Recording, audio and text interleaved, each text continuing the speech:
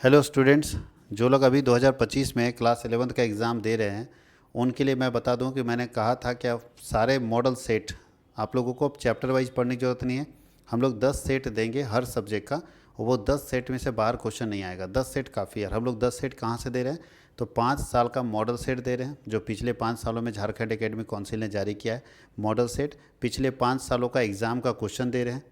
ठीक है, 5 साल का अगर अवेलेबल हो पाए तो 5 साल का दे देंगे, क्योंकि 1-2 साल कोरोना में एग्ज़ाम नहीं हुआ था। और हम लोग जो अपने यहाँ टेस्ट लेते हैं उस टेस्ट का क्वेश्चन भी आपको 5 सेट दे देंगे। काफ़ी है, हर सब्जेक्ट का अगर इतना सेट आपको मिल जाता है, 10 से 12 सेट काफ़ी है आपके लिए। तो आप वीडियो को प्लेलिस्ट में जाके जब देखेंगे तो आपको सारा वीडियो वहाँ सजाया हुआ मिलेगा, और साल बाई साल लिखा रहता है कि 2019 का सेट है, 2020 का सेट है। तो हर सेट का वीडियो रिकॉर्ड हो चुका है। आज हम लोग रिकॉर्ड करने जा रहे हैं मॉडल सेट 2024 के एग्ज़ाम के लिए जो जारी किया गया था, उसका नाम, उसको हम लोग 23-24 करते हैं, लेकिन हम लोग ये मानते हैं कि 2024 में जो एग्ज़ाम होने वाला था उसके लिए मॉडल सेट जारी किया गया था। ये मॉडल सेट है जिसमें आपको मालूम है कि कुल प्रश्नों की संख्या 40 होती है। प्रत्येक प्रश्न के लिए 1 अंक है, कोई नेगेटिव मार्किंग नहीं है, और हर क्वेश्चन में 4 ऑप्शन दिया जाएगा, और जो ऑप्शन सही है वो आपको जवाब दे देना है। मैं आपको एक जानकारी दे दूं, बार बार हर वीडियो में जानकारी दे रहा हूं, कि वैसे बच्चे जो ऑनलाइन या ऑफलाइन में क्लास करना चाहते हैं क्लास 12th 2026 एग्ज़ाम के लिए, वो हमारे प्लेटफॉर्म में जुड़ सकते हैं। ऑफलाइन के लिए उनको कॉमर्स वर्ल्ड हज़ारीबाग का है, जो हेड ऑफिस है मटवारी हज़ारीबाग झारखंड में, वहाँ आना होगा। और ऑनलाइन के लिए आपको प्ले स्टोर से एप्लीकेशन इंस्टॉल करना होगा। कॉमर्स वर्ल्ड हज़ारीबाग के नाम से एप्लीकेशन है, प्ले स्टोर में जाना है, उसको इंस्टॉल कर लेना है। वहाँ पे अभी इसका फ्री पीडीएफ भी मिलेगा। अगर कोई बच्चा बोलता है कि सर ये वाला पीडीएफ कहाँ पे मिलेगा, तो ये पीडीएफ भी आपको कॉमर्स वर्ल्ड हज़ारीबाग के एप्लीकेशन में फ्री ऑफ कॉस्ट मिलेगा। ये पीडीएफ कॉमर्स वर्ल्ड हज़ारीबाग के एप्लीकेशन में फ्री ऑफ कॉस्ट मिलेगा। फ्री में सारे पीडीएफ वहाँ पे अवेलेबल होंगे, तो आप फ्री में पीडीएफ देख सकते हैं। वहाँ पे जैसे इंस्टॉल करेंगे, लॉगिन करेंगे, लॉगिन करने के 2 ऑप्शन आता है, लॉगिन विथ व्हाट्सअप और अनदर मेथड। तो अनदर मेथड में जाएंगे, अपना नाम डालेंगे, नंबर डालेंगे, ओटीपी आएगा, ओटीपी सबमिट करेंगे, आपका लॉगिन होगा। लॉगिन होने के बाद आपको इस तरह का 3 डॉट दिखेगा, यहाँ पे 3 लाइन, यहीं पे लाइन में क्लिक करेंगे तो फ्री स्टडी मटेरियल में जाना है, और यहीं फ्री स्टडी मटेरियल में सारा मटेरियल आपको अवेलेबल मिल जाएगा। यहाँ पे जाएंगे, यहाँ पे जाके कॉमर्स में टच करेंगे। कॉमर्स में जब जाएंगे तो क्लास 11 12 दोनों पूछेगा, 11th में जाएंगे वहाँ सारा अवेलेबल होगा। थोड़ा सा चेक कर लीजिएगा, मिल जाएगा। तो चलते हम लोग अब स्टार्ट करते हैं। 40 क्वेश्चन हम लोग फटाफट कंप्लीट कर लेते हैं, ज़्यादा समय नहीं लेते हुए। बहुत सारा क्वेश्चन है जो ईजी जो क्वेश्चन दिया हुआ है। पुस्तपालन एवं लेखा कर्म की प्रथम पुस्तक कब प्रकाशित हुई थी? When the first book of on book keeping and accountancy was publish, तो 1494 में हुआ था, जब लूकास पेसोली ने इस बुक को पब्लिश किया था। इटली के व्यक्ति थे लूका पेसोली। आगे लिखा है 2 लाख रुपए का मूल्य के माल बेचने के बाद वित्तीय वर्ष के अंत में 10,000 का क्लोजिंग स्टॉक बच गया। At the end of financial year after sale of goods of worth ₹2 lakhs there was a closing stock of 10,000। 10,000 का स्टॉक बच गया था। स्टॉक बचना हमारा घटना होता है, इवेंट होता है। स्टॉक बचना हमारा क्या होता है? इवेंट होता है। याद रखिएगा, अगर क्लोजिंग स्टॉक बच जाता है तो उसको हम लोग इवेंट मानते हैं। तीसरा, अचल संपत्ति में सम्मिलित होते हैं। बोलता है कि फिक्स एसेट इंक्लूड, इसमें से कौन है जो फिक्स एसेट है? बताइए, इसमें से कौन है जो फिक्स एसेट है? तो क्लोजिंग स्टॉक करेंट एसेट होता है, payment in advance current asset होता है, कैश करेंट एसेट होता है। फिक्स एसेट है फर्नीचर। फिक्स एसेट क्या है? फर्नीचर है। निम्नलिखित में से कौन सा व्यय नहीं है? Which of the following is not an expenses, इसमें से कौन है जो एक्सपेंसेज नहीं है पूछ रहा है? सैलरी एक्सपेंसेज है, रेंट एक्सपेंसेज है, और ड्राइंग को भी आप एक्सपेंसेज मान सकते हैं, लेकिन उल्टा, परचेज को भी एक्सपेंसेज मान सकते हैं, लेकिन ड्राइंग को एक्सपेंसेज नहीं मान सकते। तो ड्राइंग यहाँ पे एक्सपेंसेज नहीं है। याद रखना, ड्राइंग को हम लोग एक्सपेंसेज नहीं मानते। Drawing is not a part of expenses. Next question है, एक व्यवसायी द्वारा लेखांकन के किस स्वरूप को अपनाया जाता है? Which form of accounting is adopted by a business man. तो एक बिजनेसमैन फाइनेंशियल अकाउंटिंग को एडॉप्ट करता है।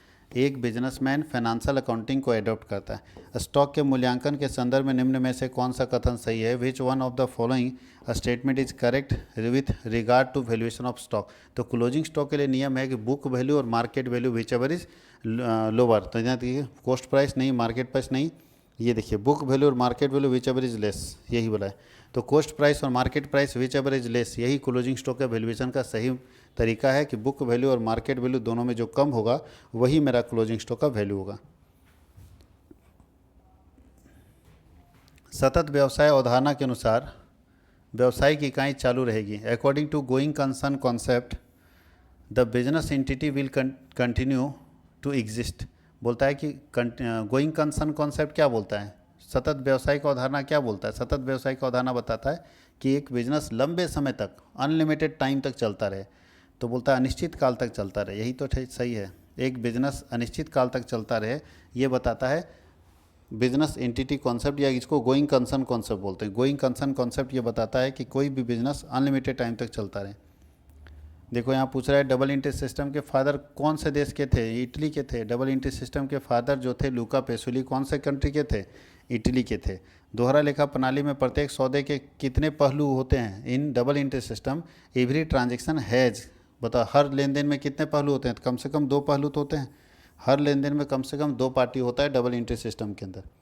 डबल इंट्री सिस्टम के अंदर हर लेन देन के कितने पार्टी होते हैं? 2 पार्टी होते हैं। लेखांकन के नकदी आधार के अंतर्गत व्ययों का लेखा किया जाता है। Under the cash basis of accounting expenses are recorded. Cash basis of accounting में खर्चे को कब रिकॉर्ड करते हैं? कैश बेसिस में याद रखिएगा, जब या तो पैसा हम पे कर देते हैं तब, तो कहाँ लिखा है? ऑन पेमेंट, भुगतान किए जाने पर। जब हम पैसा पे कर देते हैं तब हम खर्चे को रिकॉर्ड करते हैं। यानी जब हम लोग बात कर लेते हैं कैश बेसिस ऑफ अकाउंटिंग, तो कैश बेसिस ऑफ अकाउंटिंग में किसी खर्चे का रिकॉर्डिंग तब करते हैं जब हम उस खर्चे को पे कर देते हैं। किसी खर्चे का रिकॉर्डिंग तब करते हैं जब हम उस खर्चे को क्या करते हैं? पे कर देते हैं। मशीन का नकदी क्रय, purchase of machine for cash, अगर नगद में मशीन खरीदेंगे तो उससे क्या होगा? तो मशीन अगर खरीदते हैं तो डिक्रीज करेगा टोटल एसेट? नहीं, मशीन खरीदेंगे तो मशीन आएगा और कैश जाएगा, तो टोटल एसेट पर कोई अंतर नहीं पड़ेगा। कीप टोटल एसेट अनचेंज, जो कुल संपत्ति अपरिवर्तित, कुल संपत्तियों में कोई परिवर्तन नहीं होता है। बिल्कुल सही है। जब हम खरीदते हैं मशीनरी को तो जितना मेरा मशीन आया उतना मेरा कैश गया, तो टोटल एसेट्स में कोई चेंज नहीं हुआ। आगे है, इनमें डेबिट इनमें से क्या संकेत देता है? बताइए। Debit indicates which of the following, तो जब इसमें से डेबिट कब होगा? तो इंक्रीज इन एसेट, एसेट बढ़ेगा तो डेबिट होगा। हाँ सही है, एसेट बढ़ेगा तो डेबिट होगा। लायबिलिटी घटेगा तो क्या होगा? लायबिलिटी घटेगा तो भी डेबिट होगा। लायबिलिटी घटने से भी डेबिट होता है, क्योंकि लायबिलिटी डिक्रीज इन कैपिटल घटेगा तो भी डेबिट होगा, तो ऑल ऑफ दीज हो जाएगा। देखो इसमें हम लोग पहला पढ़ के अगर आंसर मार देते तो चकमा दे दिया, तीनों का तीनों सही दे दिया, तो ऑल ऑफ दीज, ये तीनों से हमारा जो है डेबिट बैलेंस होगा, तीनों हमारा डेबिट बैलेंस रखेगा, तो ऑल ऑफ दीज। इसलिए सारे ऑप्शन पढ़िएगा, जल्दीबाजी में ना मारे। और व्यक्तिगत खातों को वर्गीकृत किया जा सकता है। इम्पर्सनल अकाउंट में भी क्लासीफाइड इनटू, तो इम्पर्सनल अकाउंट को 2 पार्ट में हम लोग बांटते हैं। पर्सनल अकाउंट होता है, इम्पर्सनल अकाउंट को 2 पार्ट में बांटते हैं, रियल अकाउंट और नॉमिनल अकाउंट। रियल अकाउंट और नॉमिनल अकाउंट। स्वामी का खाता है, प्रोप्राइटर अकाउंट इज, तो स्वामी का मालिक का खाता कौन सा खाता होगा? पर्सनल अकाउंट होगा। कोई भी मालिक का खाता जो है वो पर्सनल अकाउंट के अंदर आता है। मालिक का खाता किसके अंदर आता है? पर्सनल अकाउंट के अंदर आता है। मुन्ना को नगद बेचे गए माल के लिए डेबिट किया जाता है। अगर मुन्ना को नगद में बेचे हैं तो लिखेंगे cash account debit to sales. तो किसको डेबिट करते हैं? तो कैश को, कैश अकाउंट को डेबिट करेंगे। नगद में माल बेचेंगे तो ये एंट्री करेगा। व्यक्तिगत खाता का संबंध है, personal account is related. Personal account में कौन आता है? एसेट्स और लायबिलिटी आता है, खर्चा आता है, कस्टमर। तो यह देखिएगा, पर्सनल अकाउंट में आता है डेटर और क्रेडिटर, पर्सनल अकाउंट में आता है कस्टमर और क्रेडिटर पर्सनल अकाउंट में। रियल अकाउंट बोलेगा तो रियल अकाउंट में ये आता है, नॉमिनल अकाउंट में ये आता है, ठीक है, नॉमिनल अकाउंट में ये आता है। तो पर्सनल अकाउंट में पर्सन आता है और पर्सन हमारा डेटर और क्रेडिटर ही होता है। जर्नल तैयार करते समय कितने कॉलम बनाए जाते हैं? तो जर्नल में 5 कॉलम बनते हैं। बोलता है how many columns are made while preparing journal, तो जर्नल बनाते समय 5 कॉलम बनते हैं हम लोग, जर्नल में 5 कॉलम बनाते हैं। अवास्तविक खाते में डेबिट शेष प्रदर्शित करता है, डेबिट बैलेंस इन नॉमिनल अकाउंट। तो नॉमिनल अकाउंट का क्या बोलता है? Debit and all expenses and losses, expenses and losses, सारे खर्चे और हानि को डेबिट करेंगे और क्रेडिट करेंगे इनकम और गेन को। तो अपने को पूछ रहा है कि डेबिट किसको करेंगे? तो डेबिट करते हैं एक्सपेंसेज और लॉसेस को। ढूंढिए, इनकम नहीं होगा, एक्सपेंसेज है, एसेट्स नहीं, ये नहीं, तो एक्सपेंसेज ही आएगा। नॉमिनल अकाउंट में डेबिट होगा एक्सपेंसेज। अंतर्राज्यीय लेन देन की दशा में कर लगाया जाता है in case of inter state transaction. Inter state मतलब 2 राज्यों के बीच में, जैसे झारखंड का बिजनेसमैन बिहार से बेच रहा है, खरीद रहा है, बेच रहा है, तो 2 राज्यों के बीच में जब लेन देन होता है तो कौन सा जीएसटी लगता है? तो IGST लगता है। एक से ज़्यादा राज्यों के बीच में जब लेन देन होता है तो वहाँ पे कौन सा GST लगता है? IGST लगता है। IGST का फुल फॉर्म है integrated GST। What is ledger? खाता बही क्या है? लेजर क्या है बताइए? तो लेजर प्राइमरी बुक है, लेजर प्रिंसिपल बुक भी बोल सकते हैं। लेजर हमारा प्रिंसिपल बुक है, मेन बुक है, प्रधान बही है। लेजर हमारा प्रिंसिपल बुक है, याद रखिएगा। लेजर हमारा क्या होता है? प्रिंसिपल बुक होता है। ऋणी तथा धनी मदों को रोजनामचा में उनके खातों में खाता बही में हस्तांतरित करने की प्रक्रिया की जाती है। बोलता है the process of transferring the debit and credit items from journal to ledger. बताइए कितना लंबा कहानी बना दिया। सीधा पूछना था कि जर्नल से लेजर बनाने के प्रोसेस को क्या बोलते हैं, तो जर्नल से लेजर बनाने के प्रोसेस को पोस्टिंग बोलते हैं। जर्नल से लेजर बनाने के प्रोसेस को पोस्टिंग बोलते हैं। सिंपल सा क्वेश्चन था, घुमा के खाली लिख दिया। प्राप्त चेक लेकिन अगले दिन जमा किया। अगर बताइए चेक रिसीव किए, cheque received is sent for collection in the bank in next day. Cheque हम रिसीव किए और उस चेक को हम अगले दिन बैंक में भेजें, तो जिस दिन हम अब चेक रिसीव किए उस दिन उस चेक को हम किस नाम से दिखाएंगे। तो दो कॉन्सेप्ट यहाँ पे, या तो किसी नाम से नहीं दिखाइए या तो आप उसको कैश कॉलम में बढ़ा लीजिए। In cash column of cash book दिखा सकते हैं उस चेक को। चेक को जब हम बैंक में जमा नहीं करते हैं तो हम उसको कैश मानते हैं। चेक को जब हम बैंक में जमा नहीं करते हैं तो उसको हम लोग क्या मानते हैं, कैश मानते हैं। तो आप कैश में उसको दिखा सकते हैं। बैंक खाते का जमा शेष दिखाता है। Credit balance of bank account indicates. Bank account का क्रेडिट बैलेंस क्या बताता है, तो बैंक का क्रेडिट बैलेंस ध्यान रखिएगा ओवरड्राफ्ट बताता है। बैंक में डेबिट बैलेंस है मतलब पैसा और क्रेडिट बैलेंस मतलब बैंक ओवरड्राफ्ट। तो बैंक का क्रेडिट बैलेंस जो है वो बैंक ओवरड्राफ्ट को डिनोट करता है। विक्रय बही का उपयोग डॉट डॉट डॉट अभिलेखन हेतु किया जाता है। Sales book is use to record. Sales book को का इस्तेमाल कब करते हैं, जब हम उधार बेचते हैं ना उसको रिकॉर्ड करने के लिए। ऑल सेल ऑफ गुड्स, सभी माल बेचने के लिए नहीं। और क्रेडिट सेल, जी हाँ, जितना उधार बेचते हैं सारा उधार बिक्री को मैनेज करने के लिए हम लोग रिकॉर्ड करते हैं सेल्स बुक का। सेल्स बुक का रिकॉर्डिंग हम लोग करते हैं सारा उधार बिक्री को लिखने के लिए। उधार पर क्रय किए गए माल को कहाँ लिखा जाता है, goods purchase on credit are recorded in. तो जब हम उधार में सामान खरीदते हैं उसको हम परचेज बुक में लिखते हैं। उधार में सामान खरीदेंगे और परचेज बुक में लिखेंगे, और नगद सामान खरीदेंगे तो कैश बुक में लिखेंगे। रोकड़ बही के अनुसार अनुकूल शेष का अर्थ होता है favourable balance of cash book. तो कैश बुक का डेबिट बैलेंस होता है। कैश बुक का debit balance as per cash book favourable balance होता है। कैश बुक का डेबिट बैलेंस फेवरेबल बैलेंस होता है, याद रखिएगा। कैश बुक का डेबिट बैलेंस फेवरेबल बैलेंस होता है।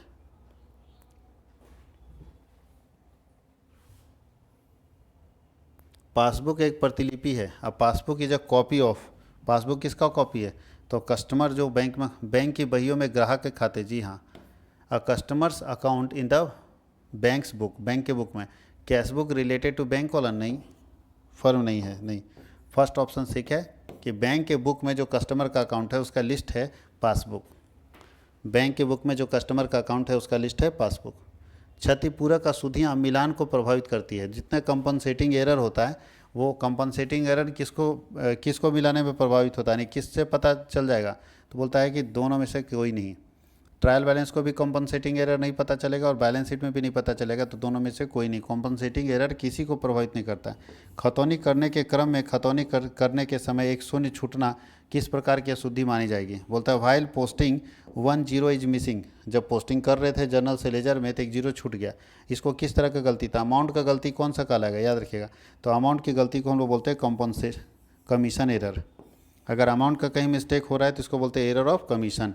अमाउंट का जो मिस्टेक होता है उसको बोलते हैं एरर ऑफ कमीशन, याद रखिएगा। अमाउंट का मिस्टेक कहलाता है एरर ऑफ कमीशन। जो अमाउंट का मिस्टेक होगा उसको एरर ऑफ कमीशन बोलेंगे। आगे लिखा अप्रचलन का मतलब मूल्य में डॉट डॉट डॉट कमी होना है। ऑब्सोलेंस मीन्स, अप्रचलन का मतलब है जो आउटडेटेड हो गया, तो उसके कारण किस तरह का कमी होता है, तो समय समाप्त होने के कारण। आउटडेटेड का मतलब क्या होता है, पासेज ऑफ टाइम। समय अगर खत्म हो गया तो आउटडेटेड हो जाता है।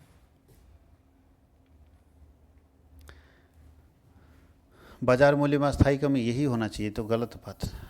ये पूछ रहा है कि अप्रचलन का मतलब मूल्य में डॉट डॉट डॉट के कारण कमी, तो मूल्य में समय की समाप्ति के कारण नहीं होता है, बाजार मूल्य में अस्थायी कमी के कारण होता है। अप्रचलन में धीरे धीरे धीरे होने लगता है, समय की समाप्ति के कारण कमी होता है, टूट फूट के कारण, खोज और आविष्कार के कारण। अप्रचलन का मतलब खोज और आविष्कार ही होना चाहिए। चलिए डी ऑप्शन मारिए, यहाँ सब ठीक लग रहा है इसलिए 30 का डी मारिए, ज़्यादा अच्छा है। मशीन पर ह्रास तिथि से शुरू हो जाता है। Depreciation on machine start from the date.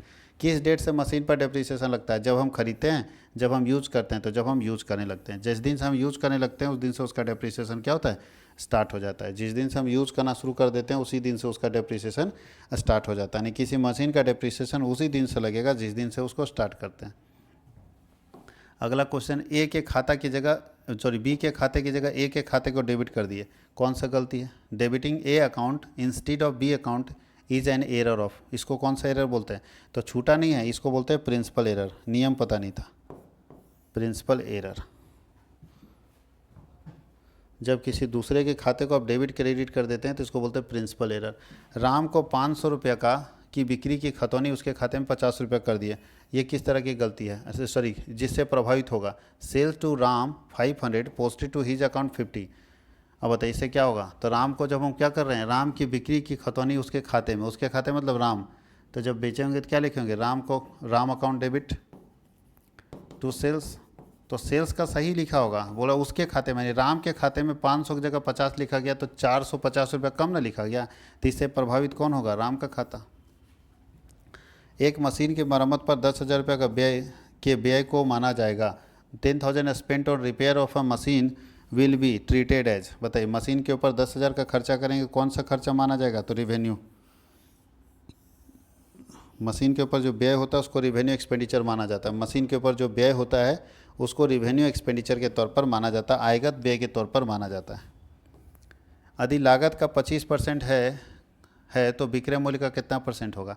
हम मान लेते हैं 100, लेट कॉस्ट बराबर 100, तो अगर 100 रुपया है तो इसका 25% प्रॉफिट है, तो लागत का पूरा है तो 100 का 25% 25 रुपया। तो बताइए इस हिसाब से सेलिंग प्राइस क्या होगा? कॉस्ट प्राइस प्लस प्रॉफिट, तो कॉस्ट प्राइस 100 रुपया है प्लस प्रॉफिट 125 है, सॉरी 25 है, तो ये हो गया सेलिंग प्राइस 125। तो बोले विक्रय मूल्य पर लाभ बताइए। अब बताइए परसेंटेज प्रॉफिट कैसे निकलेगा? तो प्रॉफिट हमारा है 25 रुपया, सेलिंग प्राइस 125 सर इंटू 100, तो 25 छक 6 बार में कटेगा, 16 छक 96, 16 पॉइंट कुछ है, तो विक्रय मूल्य पर लाभ होगा। तो लाभ तो विक्रय मूल्य पर है।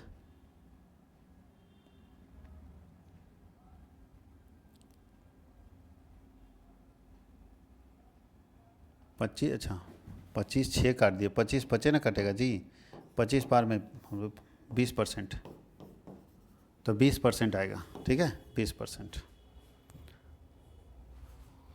एक तिथि विशेष पर सभी संपत्ति और दायित्वों का सारांश, extract of assets and liability on a particular date. एक डेट पर अगर सारे एसेट्स और लायबिलिटी कहीं लिखे जाते हैं तो वो है बैलेंस शीट।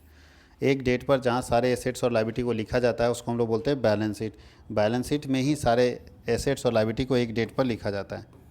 अंतिम खाते में निम्नलिखित में से किसे शामिल किया जाता है? Which of one of the following is included in final account. तो ट्रेडिंग अकाउंट होता है, पीएल अकाउंट होता है, बैलेंस शीट होता है, तो इसका ऑप्शन डी होगा।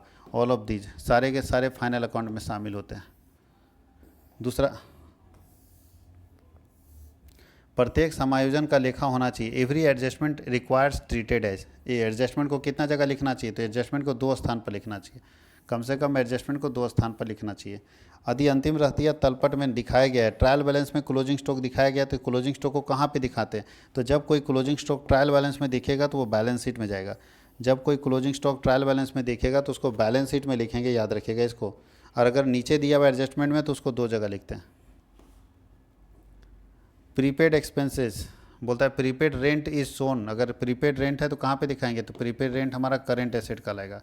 प्रीपेड रेंट हमारा करेंट एसेट कहलाएगा और उसको हम बैलेंस शीट के करेंट एसेट के हेडिंग में दिखाएंगे। तो ये हम लोग अकाउंट्स का 2024 तक का पूरा मॉडल सेट कंप्लीट कर लिए हैं। अब 2025 का मॉडल सेट अगर जैक जारी करेगा तो फिर हम लोग उसको बताएंगे आपको। और इसी तरह देखते रहिए, हर सब्जेक्ट का इसी तरह मॉडल सेट आते जाएगा ताकि आप लोगों को उसका फ़ायदा मिल सके।